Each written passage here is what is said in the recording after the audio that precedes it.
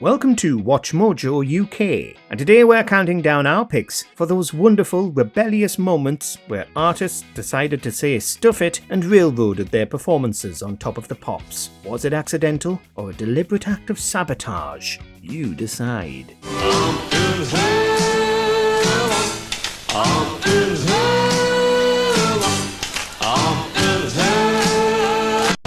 Before we begin, we publish new content every day, so be sure to subscribe to our channel and ring the bell to get notified about our latest videos. Number 10. Up the Wall. Squeeze Up the Junction. First off, it's obvious that for most of the run, performers weren't playing live on TOTP. It wasn't that they lacked the ability, for the most part anyway, it just made the show's production easier. But certain musicians were unhappy to lose out on showcasing their talent, especially if their song had warranted multiple invites to perform. I got a job with Stanley, he said I'd come in handy, and started me on Monday, so I had a bath on Sunday. Squeeze, who'd appeared frequently throughout the late 70s, were a little fed up of the lip-sync routine by the year's end, so they mixed things up and went full tilt spoof. Lead vocalist Glenn Tilbrook still sang, but took up the drums instead of his usual guitar. And when the time was ready, we had to sell the Terry, late evenings by the fire, and little kicks inside her. That went to keyboardist Jules Holland, who despite a storied career as a musician, makes strumming look like an entirely alien concept. Number 9. Record Complaints. Manic Street Preachers, Faster.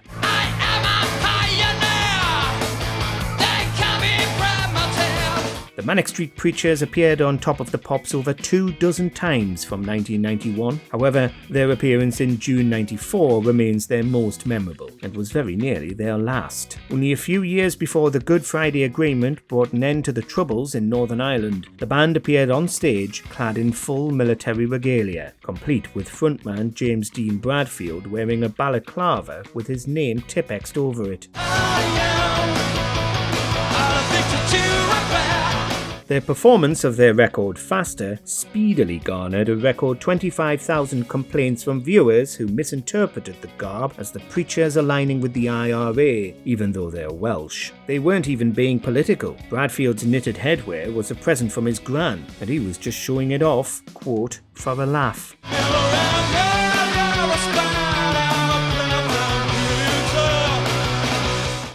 Number 8. All frontmen go to Iceland.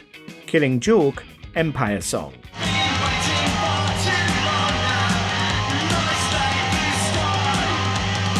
It's an age-old story in music. A frontman decides to form a band, recruits fellow musicians, writes a few hits, develops an infatuation with the occult, predicts the imminent apocalypse, and moves to Iceland. Tale as old as time. Well, okay, just for Killing Joke, who saw their frontman, Jazz Coleman, do just that upon recording their 1982 hit Empire Song. Some of Killing Joke would follow him, but not before they had to perform for TOTP, Sans frontman.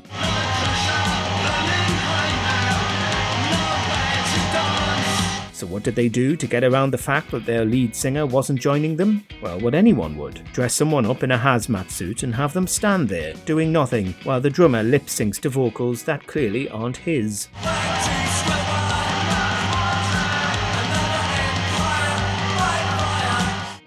Number 7. Forced Perspective. Blur, Charmless Man.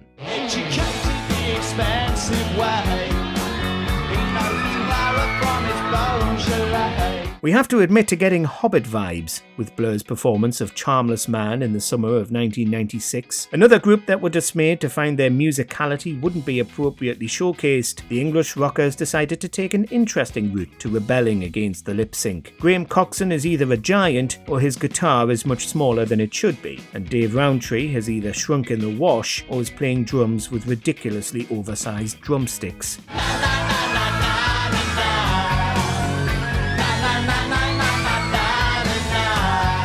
They aren't dressed with big feet or in vintage clothing, but their choice of instruments kind of lends itself to the forced perspective filming technique that would later be used by Peter Jackson and co.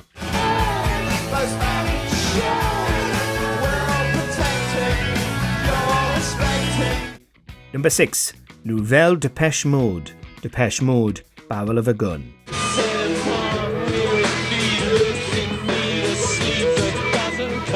Depeesh Mode's 1997 album Ultra saw a bit of a change-up in the group, as it was their first as a trio. Despite concerns the group was done without Alan Wilder, the album brought several hits, including Barrel of a Gun, which Top of the Pops needed to celebrate. Here, Dave Gahan is front and centre with vocals, Martin Gore's on guitar, the late Andy Fletcher is on keys, Anton Corbine's on drums, and Tim Simonon's also on the keyboard. What's wrong here?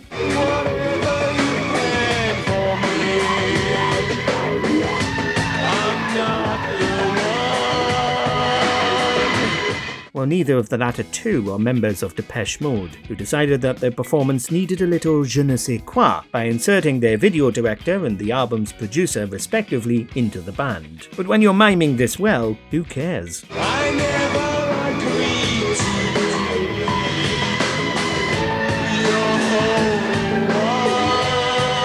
whole. Number 5. Chiming in Protest. Orbital, Chime.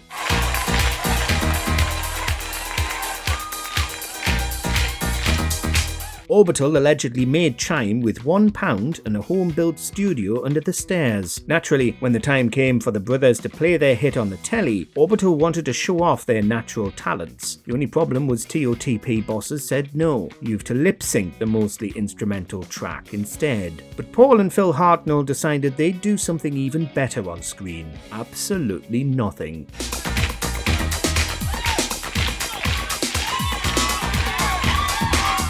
Throughout the entirety of Chime, the brothers just stood there, wearing t-shirts that criticised the very contentious incoming poll tax, community charge. Oh, and one single solitary dancer providing the only dynamic on the stage. Whether it was their protest against the government or the miming, the stunt earned them a 6-year ban from Top of the Pops.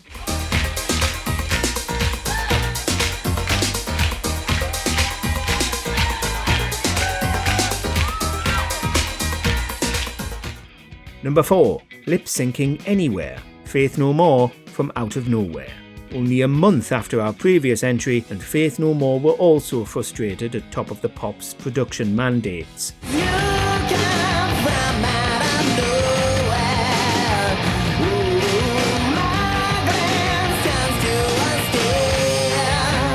It was a double problem for singer Mike Patton, who, similar to Orbital, felt he needed to prove himself. For Patton, From Out of Nowhere wasn't just an RKO, if you know, you know, but Patton's introduction to F&M, as it marked the new lead vocalist's debut single playing with the band. But again, TOTP bosses said he had to lip-sync, and lip-sync he did, with gusto.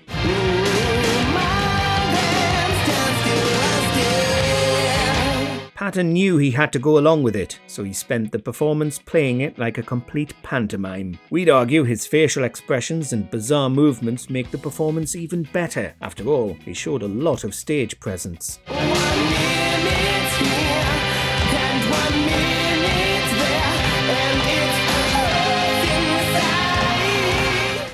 Number 3 is as Oasis, Roll With It.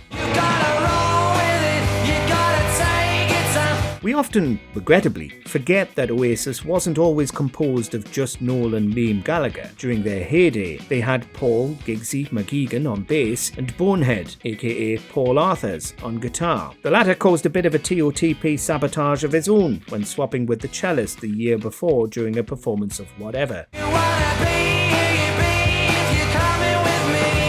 But in 1995, Oasis continued to mess about with the show's producers. For Roll With It, there was a last-minute swap of the Gallagher brothers, ostensibly to see if anyone would notice they were lip-syncing. It looked like producers were wise to the act this time though, as it was quickly spotted, and a message appeared on screen to let viewers know they hadn't been had.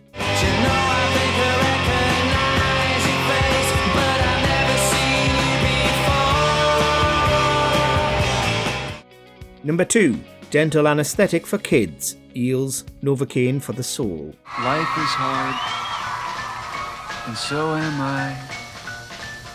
You'd better give me something so I don't die. It's safe to say that by the 1990s, most musicians were a little fed up of the British show seemingly having little faith in the artists they'd invited on. Indeed, it's the decade that most of our list has been centred on. And that disdain went international too, as LA band The Eels, who had just gained success with their breakthrough hit Novocaine for the Soul, couldn't be bothered with the idea of miming either.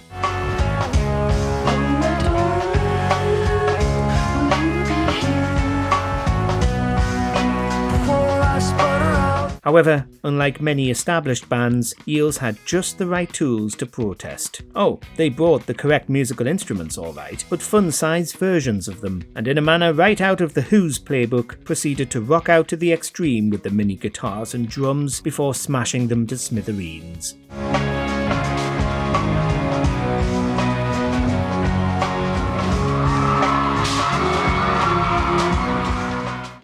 Number 1. Teen Spirit smells fishy. Nirvana smells like Teen Spirit. Just like our previous entry, Nirvana were not pleased with travelling across the pond only to be told they weren't to perform live on Top of the Pops. Load up on drugs, kill your friends as fun as too.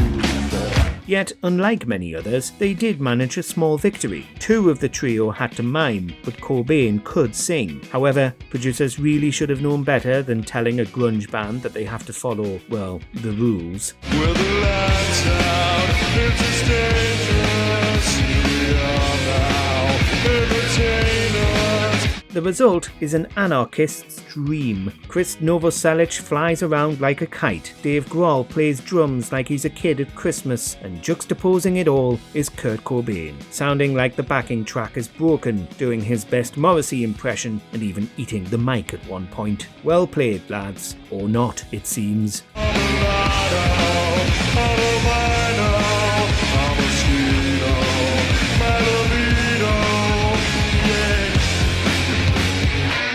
Did you catch any of these moments when they were broadcast to the nation? Or are you lamenting the loss of this viral maker 20 years on? Let us know in the comments.